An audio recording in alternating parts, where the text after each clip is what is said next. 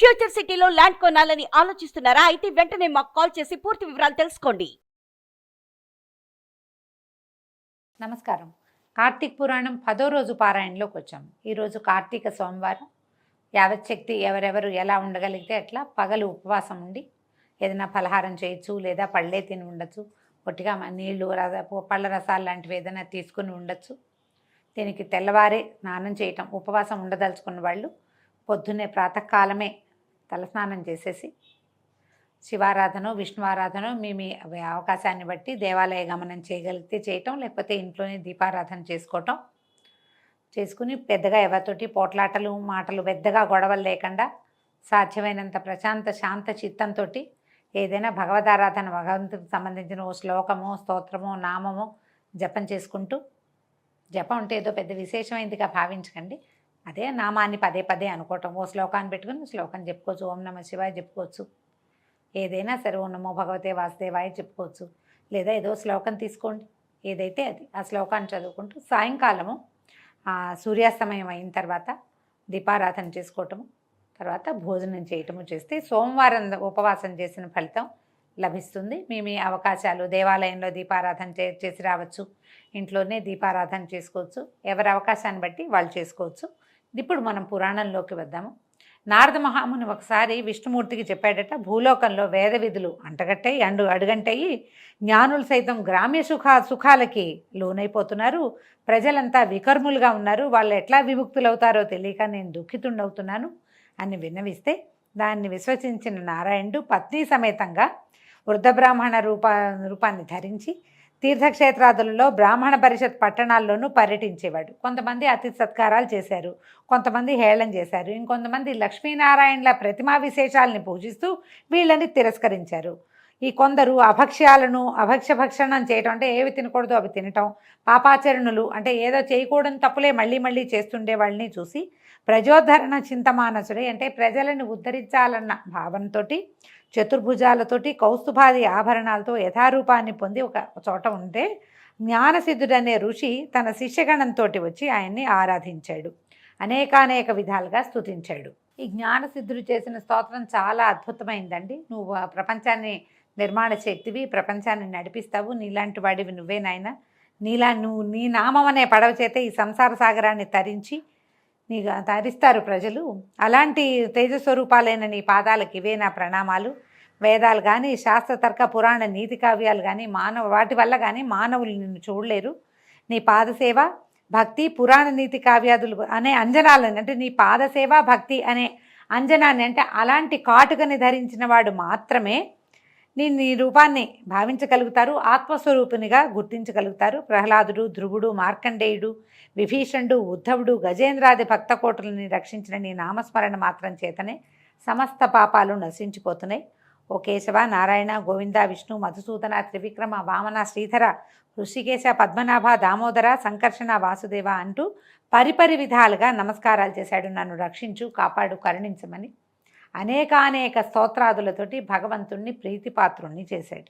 ఈ విధంగా తెరిపిలేని పారవస్యంతో తనని స్తుతిస్తున్నటువంటి జ్ఞానసిద్ధుణ్ణి చూస్తూ భగవంతుడు చెప్పాడట, నీ స్తోత్రానికి నేను సంతోషభరితుడయ్యాను, ఏం వరం కావాలో కోరుకోమన్నారు. అనేసరికల్లా ఈయనంటున్నాడు జ్ఞానసిద్ధుడు, జగన్నాథ, నీకు నా యందు అనుగ్రహమే ఉన్నట్లయితే నాకు సాలోక్యాన్ని అంటే వైకుంఠాన్ని ప్రసాదించమని కోరుకున్నాడు జ్ఞానసిద్ధుడు. తథాస్తు అని దీవించి తార్క్యవాహనుడైన శ్రీహరి ఇట్లా చెప్పాడు, నీ కోరిక తప్పకుండా నెరవేరుతుంది, కానీ అత్యంత దురాత్మలతో నిండిపోతున్న ఈ నరలోకంలో మహాపాపాత్ములు సైతము సులువుగా తరించే సూత్రాన్ని చెప్తున్నాను విను. నేను ప్రతి ఆషాఢ శుద్ధ దశమి నాడు లక్ష్మీ సమేతుడినై పాలసముద్రంలో పవళించి కార్తీక శుద్ధ ద్వాదశి నాడు మేల్కొంటాను. నాకు నిద్రాసుఖాన్నిచ్చే ఈ 4 నెలలు ఎవరైతే సద్వ్రతాలను ఆచరిస్తారో వారు విగతపాపులై నా సాన్నిధ్యాన్ని పొందుతారు. విజ్ఞులు, వైష్ణవులు అయిన నీవు, నీ సహవ్రతులు కూడా నేను చెప్పిన చాతుర్మాస్య వ్రతాచరణని చేయండి. చాతుర్మాస్య వ్రతాచరణ శూలులైన వాళ్ళు బ్రహ్మహత్యాపాతక ఫలితాన్ని పొందుతారని తెలుసుకోండి. ఎవరైతే చాతుర్మాస్యం చేయరో వాళ్ళకి బ్రహ్మహత్యాపాతకం వస్తుంది. చాతుర్మాస్యం అంటే ఏమిటి? ఆ 4 నెలలు ఖచ్చితంగా ఇవి తినాలి, ఇవి తినకూడదు అన్న నియమాలు ఉన్నాయండి. ఆ నియమపాలన చేయటం.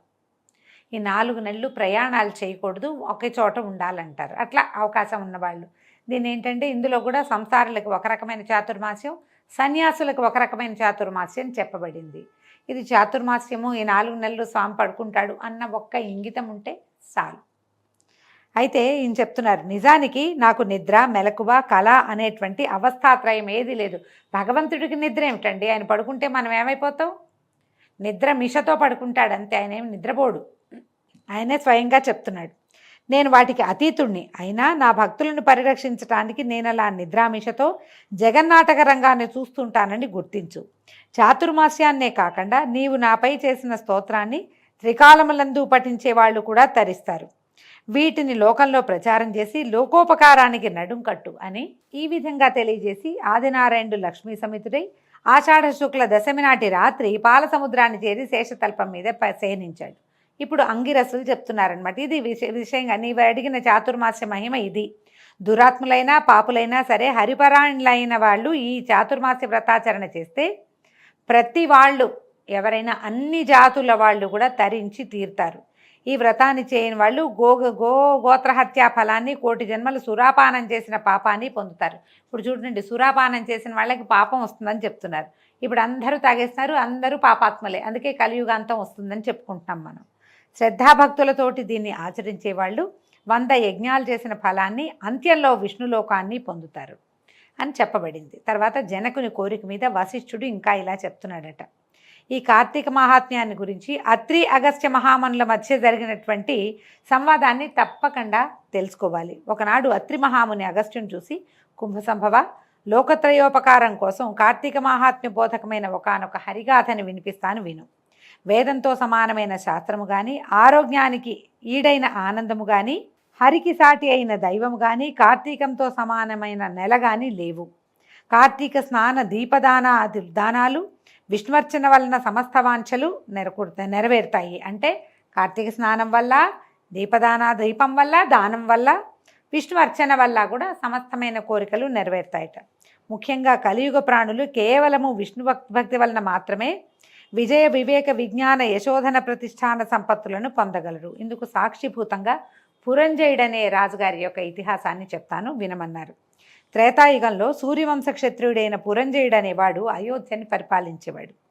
సర్వశాస్త్ర కోవిదుడు, ధర్మజ్ఞుడు అయిన రాజు అత్యధికమైన ఐశ్వర్యం కలగడంతో అహంకరించిన వాడే, బ్రాహ్మణ ద్వేషి, దేవబ్రాహ్మణ భూహర్త, సత్య శౌచ విహీనుడు, దుష్టపరాక్రమ యుక్తుడు, దుర్మార్గవర్తనుడు అయి ప్రవర్తించడం మొదలుపెట్టాడు.